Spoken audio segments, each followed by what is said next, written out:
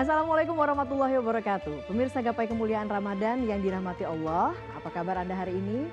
Semoga di bulan suci Ramadan ini kita semua senantiasa diberi kesehatan, keberkahan, dan selalu berada dalam naungan rahmat Allah Subhanahu wa Ta'ala. Amin ya Robbal 'Alamin.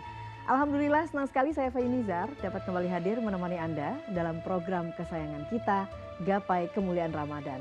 Selama 45 menit ke depan, insya Allah kita akan membahas berbagai persoalan fikih, adab dan juga tauhid yang insya Allah akan menambah pemahaman dan keimanan kita, khususnya di bulan yang penuh ampunan ini. Dan tentunya saya tidak sendiri seperti biasa. Hari ini telah hadir bersama saya di studio ada gurunda kita semua, Kiai Haji Muhammad Faiz. Assalamualaikum Kiai. Waalaikumsalam warahmatullahi wabarakatuh. Bagaimana kabarnya hari ini Kiai? Alhamdulillah baik, sehat. Alhamdulillahirabbil alamin. Dan pemirsa, bagi Anda yang ingin berpartisipasi maupun bertanya, jangan ragu untuk mengirimkan pertanyaan Anda dalam bentuk video melalui nomor WhatsApp yang tertera di layar kaca. Bahasan pertama kita kali ini adalah mengenai nisab dan haul dalam zakat. Nah Kiai, kita tahu zakat itu rukun Islam wajib hukumnya bagi umat Islam dan bagi yang ingin menjalankannya Kiai ya. Mungkin biasanya kita kenalnya zakat fitrah ya Kiai ya. Nah, yang mungkin agak membingungkan ini zakat mal ya Kiai ya. Itu kan juga wajib. Apa saja sebetulnya yang pertama kita harus pahami pada saat membayar zakat ini Kiai? Jadi kalau bicara tentang zakat, para pemirsa, ada prinsip-prinsip dasar utama yang harus diketahui oleh setiap muslim. Yang pertama terkait dengan harta yang menjadi objek zakat. Itu dalam ilmu akuntansi zakat disebut al-maujudat az-zakawiyah.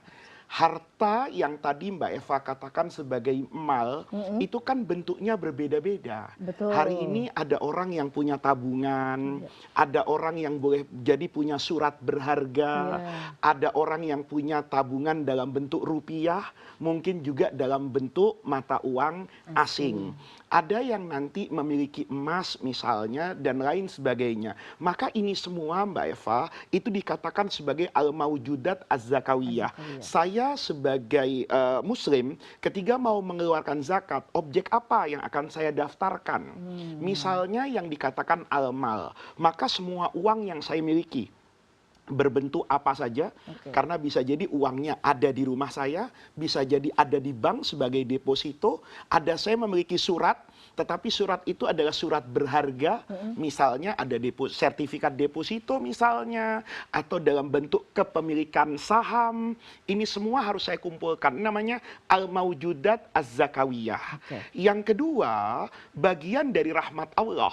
Allah itu mengenakan zakat atas penghasilan bersih, bukan penghasilan kotor. Maka saya harus mengumpulkan dulu yang namanya al-matlubat az-zakawiyah. Kewajiban saya. Kalau saya sebagai suami, maka nafkah rumah, nafkah anak, istri, dan sebagainya, yang menjadi beban hidup saya. Kalau seorang muslimah, Mbak Eva misalnya, kan dinafkahi sama suaminya. Tetapi Mbak Eva punya kebutuhan yang bersifat pribadi. Pekerjaan Mbak Eva menuntut membeli pakaian yang pantas, memiliki aksesoris dan sebagainya. Nah, ini dikeluarkan dulu nanti. Kayak aktiva dengan pasifa tuh di laporan keuangan. Ini namanya al-matlubat az-zakawiyah. Nah, setelah jumlah harta saya yang saya miliki secara kotor ini, dikeluarkan apa yang menjadi beban kewajiban saya, maka nanti keluarlah ini sebetulnya objek zakat. Itu dalam ilmu zakat modern namanya wi'a'uz zakat. Jadi kalau saya punya uang misalnya, contohnya yang banyak aja ya, kalau punya uang 10 miliar misalnya, terus kebutuhan hidup saya yang sudah saya keluarkan atau yang akan saya keluarkan dalam 1 tahun zakat berjalan, itu misalnya 2 miliar.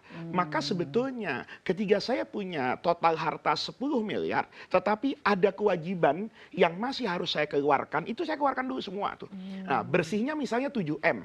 Maka 7M ini yang dikatakan wi'a'uz zakat. Ini yang wajib dikeluarkan zakatnya. Setelah itu, saya harus mengetahui dulu nih. Yang pertama, haul.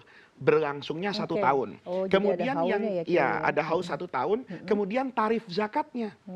Karena tarif zakat tuh beda-beda, Mbak Eva. Iya, iya, Zakat iya. pertanian, zakat nanti misalnya barang tambang dan sebagainya. Kalau zakat mal secara umum, maka tarifnya itu 2,5% kalau menggunakan tahun hijriyah. Oke. Ini para pemirsa harus tahu, karena tahun hijriyah dengan tahun kok samsiah, masehi dengan kalender Islam, itu harinya kan berbeda. Betul. Kalender Islam itu lebih pendek. Kalender Masehi itu lebih panjang. Ada perbedaan sekitar 11 hari katakan. Artinya apa? Kalau saya menghitung dengan tahun Qamariyah, tahun Islam, maka zakatnya itu 2,5%. Kalau saya menghitung dengan tahun Masehi, itu ada tambahan sedikit. Karena kan uangnya bertambah lamanya di tangan saya 11 hari. Iya. Maka kata ulama, keluarkan zakatnya 2,575. Ada tambahan 0,25 yang kecil lah. 2,575 ya. Ya, Oke. itu kemudian kalau sudah sampai di sana, Mbak Eva, itu kita bisa mengeluarkan zakatnya. Nah, nanti para pemirsa tentu ketika menghitung objek wajib zakat, itu nanti pemirsa juga ada ilmunya tuh Mbak Eva. Ya, ada harta yang menjadi objek zakat, ada harta yang sedari awal itu tidak menjadi objek zakat. Oh. Gimana membedakannya? Ini Iya, ada yang banyak, tentu dalam waktu pilah yang ya. singkat ini, saya kasih yang pokok-pokok saja. Oke. Ada yang disebut kata fuqaha itu namanya an-nama. Harta itu punya potensi untuk berkembang. Baik dia berkembang secara faktual maupun dia berkembang secara konseptual. Oke. Misalnya uang, Mbak Eva. Uang itu secara konseptual dia bisa bertambah kalau saya investasikan. Ya. Secara faktual semua orang merasakan itu. Kalau dia punya uang 10 juta, kemudian dia investasikan, dia pakai dagang misalnya, kemudian dengan keuntungan dan sebagainya, uangnya menjadi 12 juta. Nah, yang seperti ini kena zakat. Tapi ada yang sedari awal itu secara konsep dan faktual itu tidak memang diperuntukkan untuk pengembangan. Misalnya ya alat-alat kebutuhan rumah tangga. Itu kalau kita beli kulkas, itu kan malah nilainya menjadi turun. Iya. Karena tidak mungkin juga dijual kembali. Nah, mobil misalnya yang menjadi kebutuhan transportasi utama saya, ya, itu juga tidak menjadi objek zakat. Oh, Nah, jadi tidak ini perlu ada bayar ilmunya, zakat tidak itu ya? semua harta itu kemudian menjadi sasaran dari iya. zakat. Dan tidak semua yang dimiliki kita, walaupun terlihat sebagai harta yang punya nilai besar, itu juga menjadi sasaran zakat. Misalnya, saya ngajar Mbak Eva ya, ketika saya ngajar di era seperti ini, saya butuh ya katakan laptop, katakan handphone, katakan mobil, katakan proyektor, ini semua modal saya. Itu kalau kita konversi ke uang, mungkin nilainya bisa ratusan juta. Teknologi modern hari ini. Tetapi itu kemudian tidak menjadi objek zakat, karena itu saya butuhkan untuk menunjang pekerjaan utama saya sebagai seorang guru. Oke. Gitu loh Mbak Eva.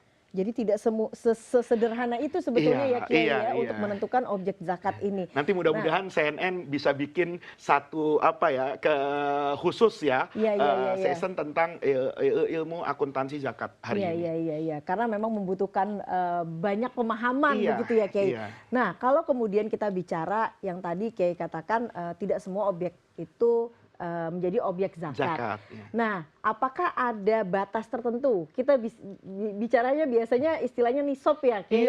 Nah, itu untuk bagi seseorang yang ingin membayar zakat. Iya, nisab itu kan sebetulnya standar kekayaan. Unik loh Mbak Eva. Nisab terkait dengan zakat itu ukurannya berbeda-beda, tergantung objek zakatnya. Jadi Islam itu berkeadilan Mbak Eva. Orang kalau kaya, kayanya dengan uang.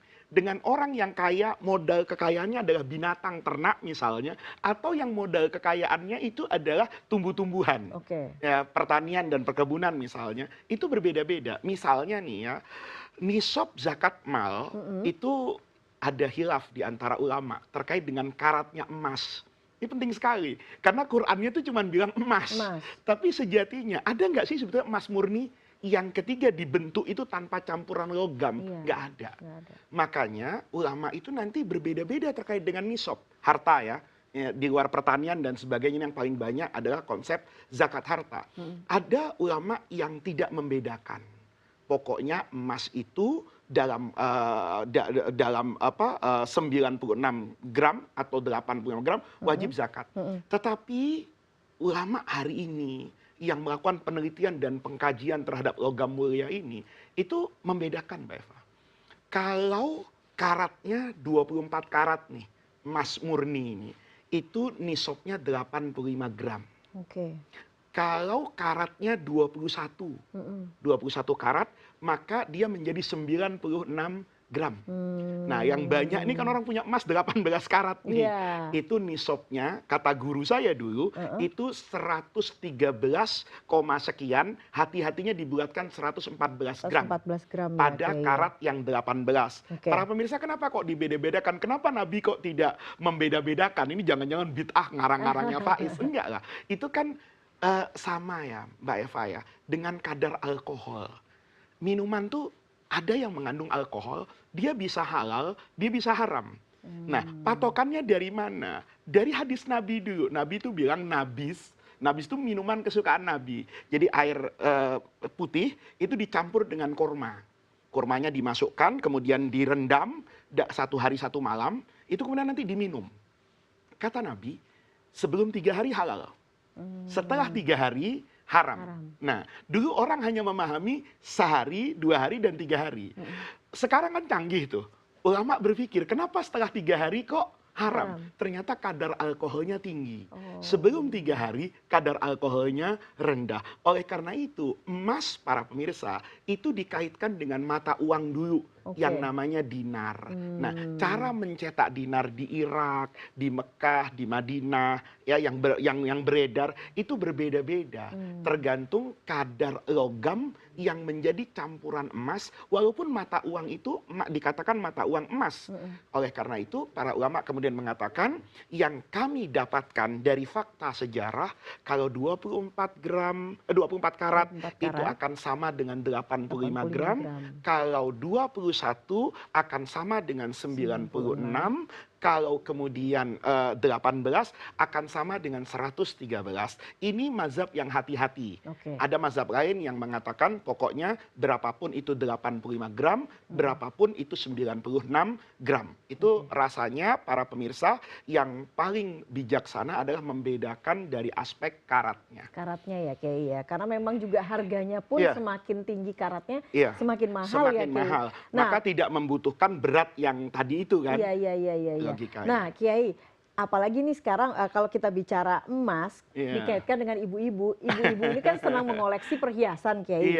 Nah itu bagaimana cara menghitung zakatnya Kiai? Tapi kita akan bahas setelah jeda, jangan kemana-mana, Gapai Kemuliaan Ramadan akan segera kembali sesaat lagi.